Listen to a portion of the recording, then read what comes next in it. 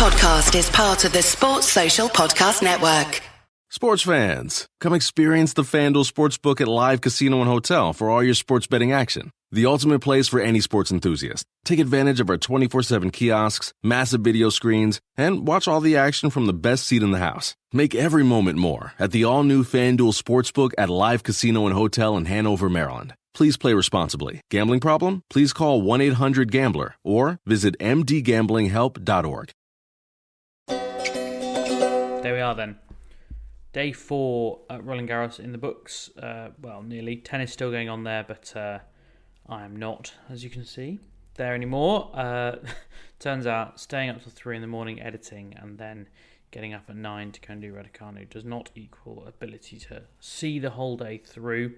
I've got it on the telly here instead. Yes, it's been a first day of proper kind of sunshine in Paris, which when I first agreed to do this trip, one of the main things I thought was, Paris in the spring, lovely, nice and sunny and warm. And it has been at times, but actually pretty rarely.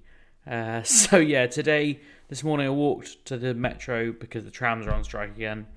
And I got to Roland Garros, and it was blue skies coming out of the tube station. And it's not too hot. It's that lovely temperature where you're never really uncomfortable.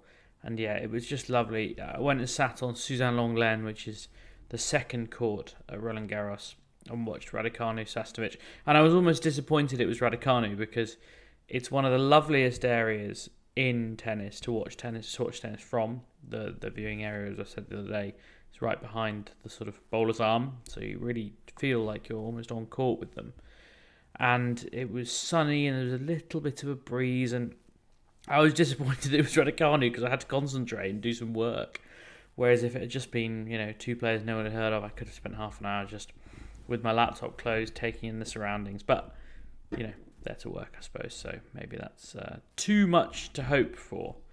Very pleasant morning anyway. This evening I got home, I just really needed some comfort food. Just wasn't feeling great. So ordered a pizza.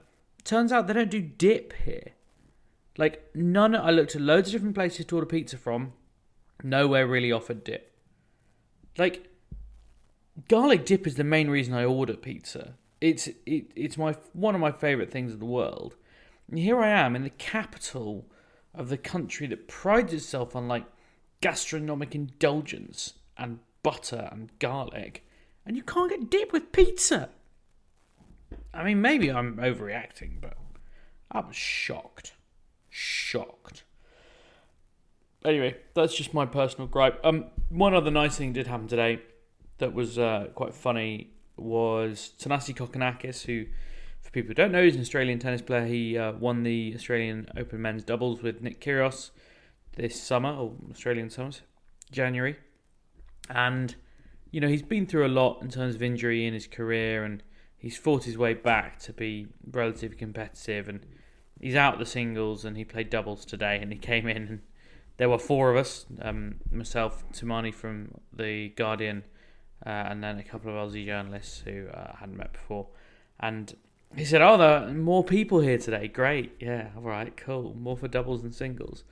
And it was just nice. We were in a little makeshift room. There are 2 big main press conference rooms. One big one slightly smaller. And then they'd sort of built a third one, basically just a desk and maybe 10 chairs in front of it. And so the 4 of us just sat in the front row. And, that's actually so much nicer. And, if they really want to reshape the press conference thing, those small press conferences, we just had a laugh together. I mean, it helps that Thanasi is a pretty easygoing guy, and he likes to talk. And, we just joked around. And he knew the 2 Aussies quite well. And we just chatted about stuff and tennis. And he was talking about essentially playing mixed doubles at Wimbledon. And, mixed doubles is weird because, they very much have to find a partner. And he said that Zhang Shui, the Chinese girl who's very good, she's number 5 in the world, had approached him and said, can we play together? And he'd sort of gone, maybe, but probably not, because I'm already playing singles and men's doubles with Nick. So, yeah. And then maybe the funniest thing he said, someone asked him, what's the difference between playing doubles with Nick Kyrgios and playing with Alexander Bublik, who he's playing with here? And he said, to be honest, Bublik's a little less focused. which I thought was pretty amazing, and even he conceded was pretty remarkable to say. But apparently Nick's really dialed in when he plays doubles with Tenassi, and Alexander's a little bit more out there. So yeah, it just made me laugh. Anyway, if you are listening on the podcast, it'll be me and Calvin coming up next. If you're just watching this on Instagram, go listen to the podcast. You can skip the first couple of minutes, but go listen to the rest. Yes, and I've been joined by Calvin Betton, of course. Who else? I mean, who else? It could be George Belshaw, but he's far too important and busy for us. So we'll have George back tomorrow and reliably informed. He's squeezed us into his busy diary to join us for it'll be a full-length pod tomorrow, not just a podlet. Just be Calvin and I for 20 minutes or so this evening, I should say, looking over what's been an intriguing, a really almost dramatic day, you would say, at Roland Garros. Day 4, the first day of second round action. A couple of absolutely screaming 5-setters in the men's side. A couple of reasonably big shocks in the women's side. But it all started on Suzanne Lenglen with Emma Raducanu up against Alexandra Sasnovich. It was a matchup we'd seen before. They, of course, played in Indian Wells in Raducanu's first match after winning the US Open, and she lost in straight sets. Calvin, this was, if nothing else, an improvement on that. You can't argue with that, can you? Yeah, I don't actually remember the match in Indian Wells, but this for 2/3 of it, I thought was a close match. It's good competition. Yeah, Raducanu won the first set 6-3. She broke twice in that set. It should be noted that set basically turned on one game. The fourth game of the match, Raducanu serving, saved 2 break points, really struggled to get out the game. And then when she did, after just short of 10 minutes, she immediately broke. And I have to say, I was on Lenglen for that first set. And the game she broke was like... It was one of those games where she just hit 3 perfect shots in a row.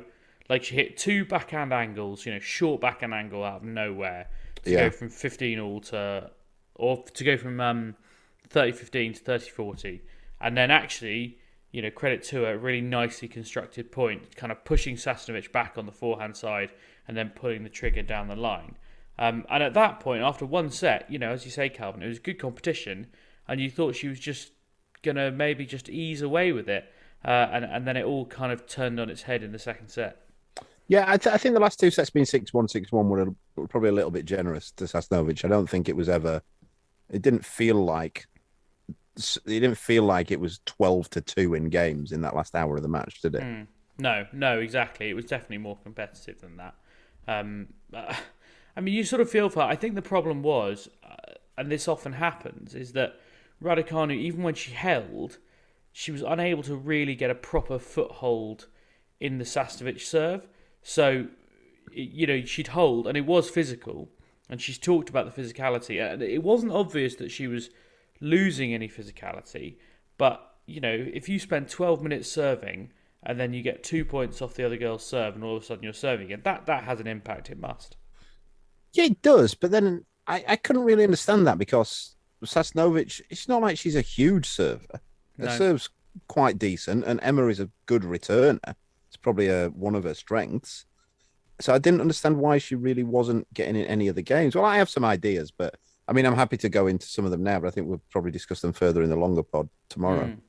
Yeah, I mean, for me, look, I thought she was too deep. I think she has generally played too deep on clay. I think there's certainly in the latter half of her clay court season, I think she's thought, right, well, I need to play deeper because that's all the great clay courters do. And it's not a kind of simple, it's not as simple as that, I know that. But it was sort of frustrating to watch things go away in the manner that she did. I asked her afterwards a question that she either ignored or didn't hear properly or just refused to answer. I wasn't really sure what it was.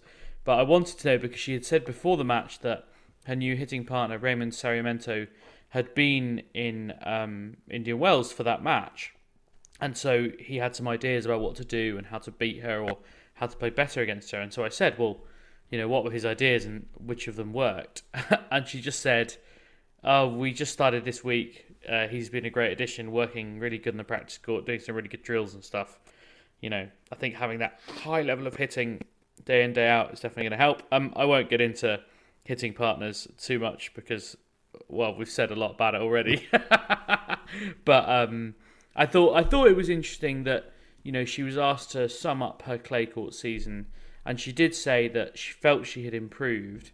The thing she was really talking about, Calvin, and you can probably talk about this in general terms, is knowing when to hit the ball flat and when to use, well, she said shape.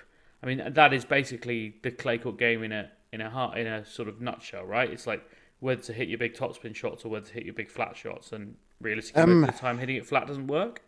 It is in the men's game. In the women's game, it's less so. You get less shape in the women's game anyway. I remember I went to watch the Junior Davis Cup a few years ago on a coach education course, and we were asked to look at the patterns of and how the girls were playing on the clay courts. And the players I watched at the time were both, I think they're both 16, but they're now both in the top 100. And there was no different from on a fast hard court. They both just absolutely leathered everything flat and hard.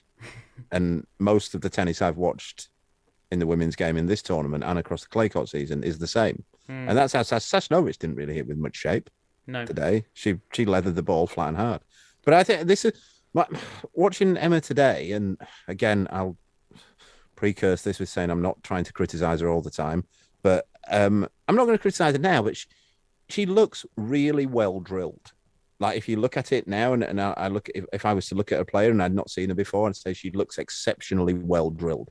She does the basics well. She sets up behind the ball well. She hits a clean ball. She has good rally tempo. She has good rally tolerance. But there's not a whole lot other than that. And that's what I find weird about this idea she's got, that she's going to get better quality hitting, because that to me suggests that she's going to be doing more hitting. She's going to be doing more drilling. And she's already well drilled. And there wasn't, I wouldn't say her decision, I think it would be wrong to say her decision making was bad today. There just wasn't much decision making. It was, she seemed to hit, every ball was sort of solid to a length. 95% of the balls were just solid to a length, somewhere between flat and shaped. And that was it. And Sasnovich sort of cottoned on to that. Wait a minute, every one of these balls on my racket. If you're playing someone like that, you can think, if I make my decisions well, I'm going to get chances here. And that's what Sasnovich did. And in fairness, you know, Sasnovich is, I think, 27th in the race this year. So you know, she's arguably a top 30 player at the moment. She has been going well, and she did play well. You know, it's not as though Emma turned up against some qualifier and got battered. You know, that nearly happened in the first round, but she turned it round. Yeah, so she's made some progress there, I think. Yeah, I think, you know, all through, you know, to sum up Emma's clay court season, it would be she does everything good. She moves good. She moves better than good, to be fair. She moves really well, and she competes exceptionally well. And she does everything else good, and there's nothing that's great. There's nothing that you think, right, if this dials in here, then we could be in business. You felt in the third set today, you felt it was going to be on Sasnovich's racket. Sasnovich was going to miss, or she was going to hit winners. You didn't really see Emma just coming out and breaking serve with, like, you know, sort of breaking serve with 4 winners and then holding with another 3 winners and a mistake or something. And even at the end of the first set, you're right in saying she hit 3 perfect shots, but I think on 2 of them, Sasnovich was there and left them because she thought they were going out. Yeah, the second break of serve, she did get lucky, and Sasnovich got a bit lost in the court, and yeah, it kind of got away from her. It was a weird match in that sense, and then the third set, it got quite windy, and that seemed to affect Raducanu more than it did Sasnovich. So yeah, it was an odd match, but well, you know, Raducanu got to the second round and is going to go up probably inside the top 10 because she didn't have any points to defend. So one of those things. A couple of other results to bring you from early on in the WTA. Angelique Kerber, Jill Teichmann and Victoria Azarenka all through in straight sets. Similarly, Amanda Anisimova, Coco Gauff and Kaya Kanepi and Leylah Fernandez, all results you would expect. The one we didn't expect was Maria Sakkari going out in the second round. She was beaten by Karolina Muchova, who is technically ranked 81 in the world, but I have to say, when I looked at that, I thought that is a really nasty little draw for the second round. You know, she's been up I think she's been as high as 19 in the world not that long ago. She had a bit of an injury, and she's on the comeback from that. I think, Calvin, we talk about Maria Sakkari a lot, and we talk about she's just not quite there. Like, she's not quite over that hump to the kind of elite player who just makes every semi-final and wins 50% of them. She's not at that level yet, is she? No, and I think Sakkari is actually a good comparison with Raducanu at this stage. I think they're actually quite similar in what they do, in that they both move really well. They both do everything quite well. And I'm saying at that level, I'm talking about the really elite level. If you're talking about in general, they both do everything absolutely brilliantly. But in terms of the top 50 players in the world, even higher, the top 30, they both do everything well. They're solid. And you always feel that their opponents, if they play against somebody who plays well, you feel like they're in trouble. Yeah, I can't really say much more than that. It just frustrated me because the bottom half of that women's draw is now, just a total mess. It was already a little bit like the men's draw. The bottom half was already looking pretty bad. But when, I think it was Josie Morgado posted that the kind of, here's the women's third round in the bottom half now. I think the highest seed in there is Belinda Bencic, who incidentally thrashed Bianca Andreescu today. And, Belinda Bencic is great, but we're 2 rounds into the tournament, and she, the number 14 seed, is the highest ranked player left in the bottom half. I don't know.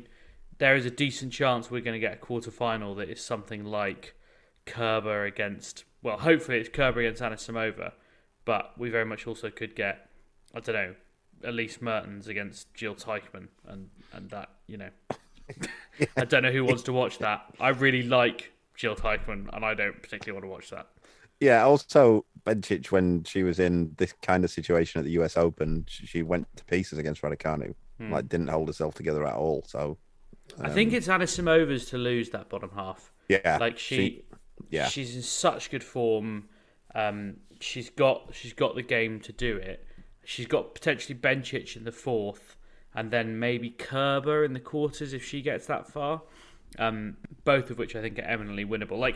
I feel like Anisimova quite enjoys being in a slug-a-thon, with someone like Bencic. We kind of saw it against Osaka.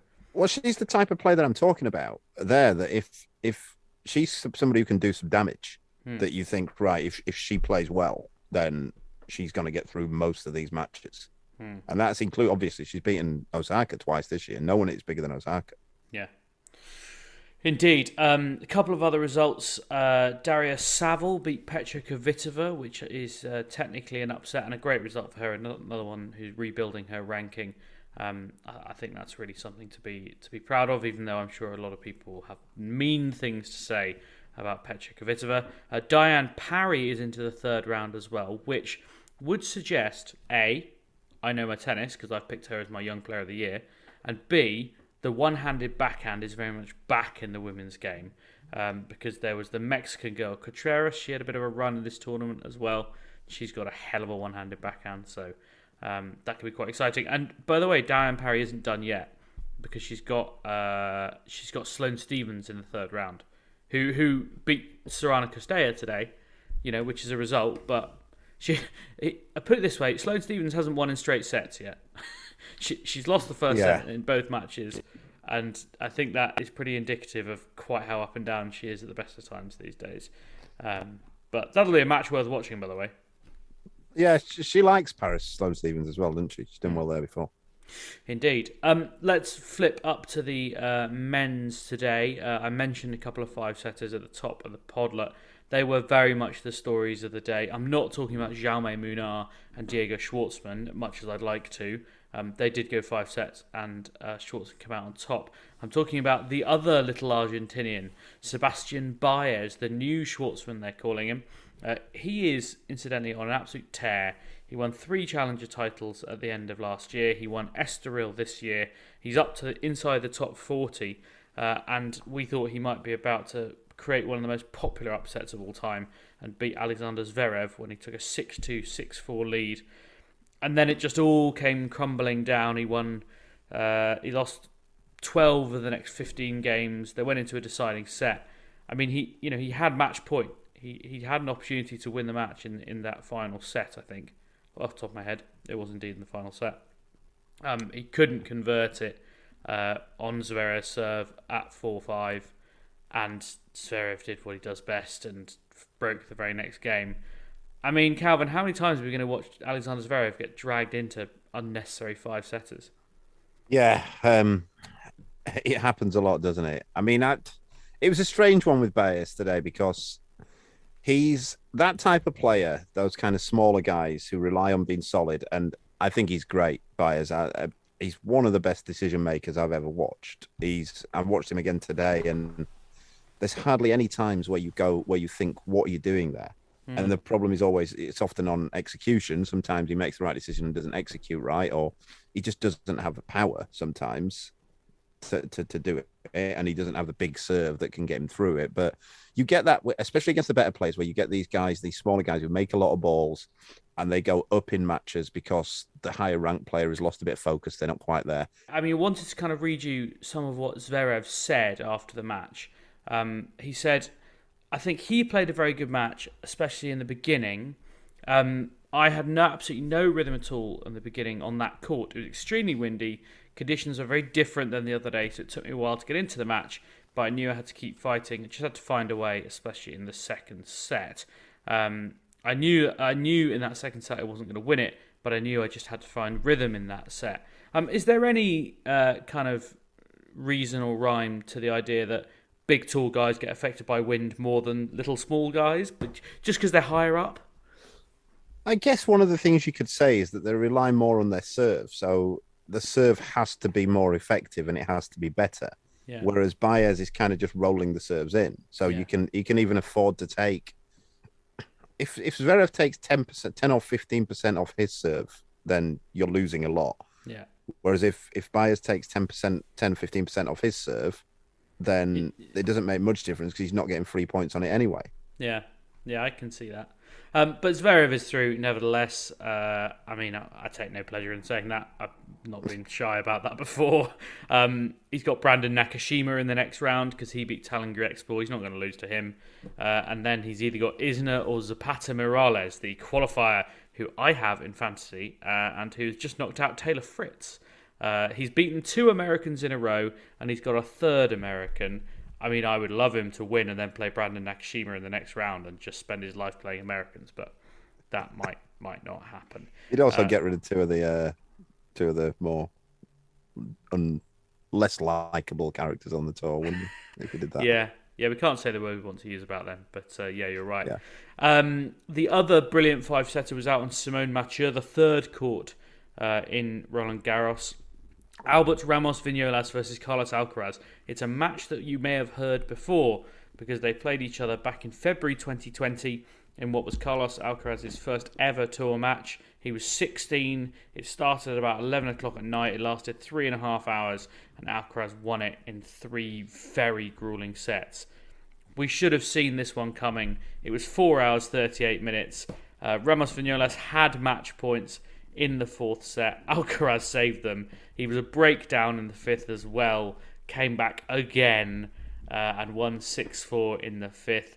I mean, Calvin, you were pretty confident Alcaraz wasn't losing that at any point, weren't you? There was a game, and Ramos Vignolas ended up winning it. Actually, it was the 5-6 game, I think. Yeah. And in the 4th set. Yeah, he missed too many mid-court forehands where he could have won it, and he was tight on them. And right then, I thought to myself, and I put it in our WhatsApp group, he's not winning this because if it comes to a situation where he's going to have to finish Alcaraz off, I don't think he's going to be able to do it. Because you can miss what? Look, you can miss 1, you can miss 2, you get a bit tight, sort yourself out. In that game alone, he missed about 6. That game was long. It went to 7 deuces that game. Yeah. He had so many chances mid-court forehands, and he'd either be tentative on them and Alcaraz would pass him, or he'd push them a bit wide. And I thought then he's not going to be able to get over the line here. And I guess that is the problem with playing Alcaraz, right? And we saw it a lot today, him running down just absurd balls. But if you come up to a mid-court forehand and you know it's Alcaraz the other end, you're thinking, oh God, I've really got to get this right. I've really got to try and get this right. I can't just half hit it and he won't bother. Yeah, and the players know they know now that he's a great player as well. That you're going to have to get it. It's only going to be certain players who are going to be able to polish those balls off time after time again, and that's why they're the best players in the world. That's why, again, it's why players like Federer, Nadal, Del Potro, they don't miss mid-court forehands. If they get missed mid-court forehands, well, famously Federer didn't put one away at final Wimbledon, but it's because he knew who was the other end. He knew who was the other end, and he knew what the point was as well. But they don't miss them, and it's why they have 20 slams, and it's why Ramos Vinolas has none. It's very harsh.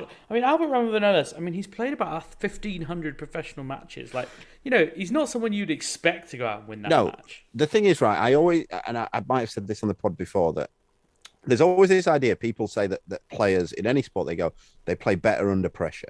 No one plays better under pressure. The best players play their usual under pressure. And that was the thing. Ramos Vinolas, those forehands I'm talking about, if it's 1-1 in the first, Ramos Vinolas is hitting winners off 6 out of 6 of the ones he missed or didn't put away. But when the pressure's on, he's not playing to his usual level. And that's the difference. Carlos Alcaraz is through. That's all that really matters. He's going to play Sebastian Korda in the third round. That's a rematch of the Monte Carlo match from earlier this year. I don't think this will bear any resemblance to that.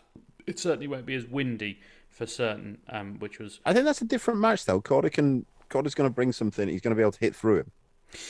That's true, and actually I've been quite impressed with Seb Korda so far. He beat Richard Gasquet today in straight sets, which ordinarily you're like, beating Gasquet, like who cares? But Gasquet's actually had like a really good couple of weeks. Like he went quite deep in Geneva, he beat a couple of good guys. He absolutely demolished Lloyd Harris in the first round, who is no mug. He's been 30-odd in the world not that long ago. So I do wonder if Korda, he should be a guy who does some damage at this tournament, right? Like he went to fourth round and like he's been reasonably deep before. There's going to be a point, I think, where Korda comes through. I think he's going to be a top 10 player. And generally, when you're at the ranking that he is at now, what is he now? It's about 25, 30, yeah. If you're 30, you generally need a good slam to start break. You need to start either winning tournament after tournament after tournament and doing it that way, or you need a good slam. And he's due one of those. Although he's got points to defend at Wimbledon, hasn't he?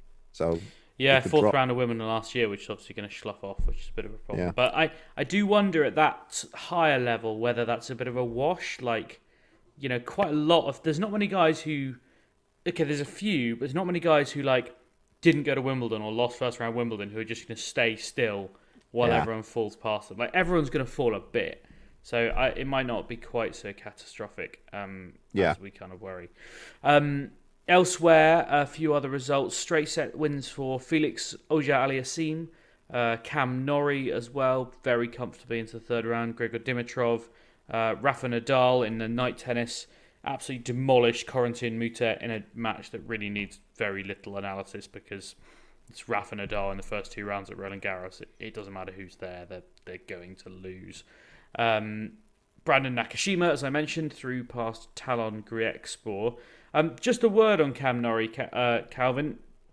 This is, what he would have wanted from the first 2 days, having played and won the title in Lyon just the week before the French Open and having delayed his first round match because of that, to turn up, play 6 very easy set. Well, I hate to say easy, but they were against, 2 guys who he would expect to beat 10 times out of 10.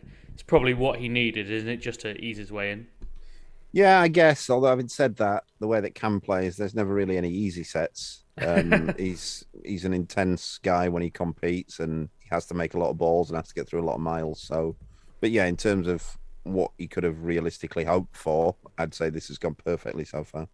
He said something quite funny in post-match, which is rare, unfortunately. Like, Cam, he's a really nice guy, but like he's not, he's not going to do stand-up anytime soon. Like he's just very straightforward and, doesn't necessarily have a lot to say. I really like him, but, he doesn't need a 20-minute press conference after every match, that's for sure.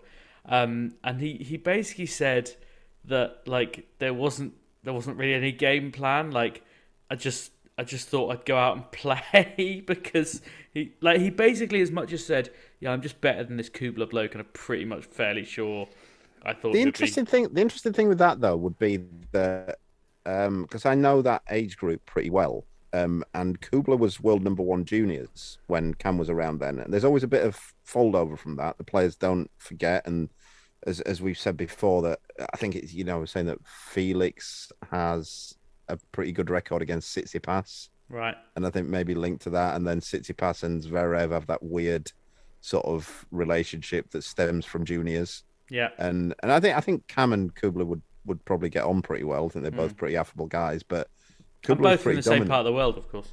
Yeah, definitely, yeah. But Kubler was dominant in juniors, so there's always, a little bit of that. So I thought that one could get a bit interesting, even though Cam's obviously ranked way higher, but he did well to chop him off there.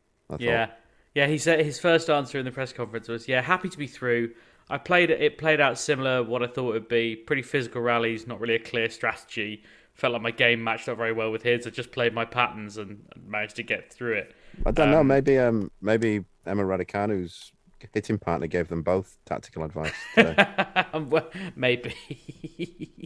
Cam, as I say, he's through to the next round. He's going to play Karen Hatchinoff, which, is not easy, but it's the third round of a slam. It's winnable, that, isn't it?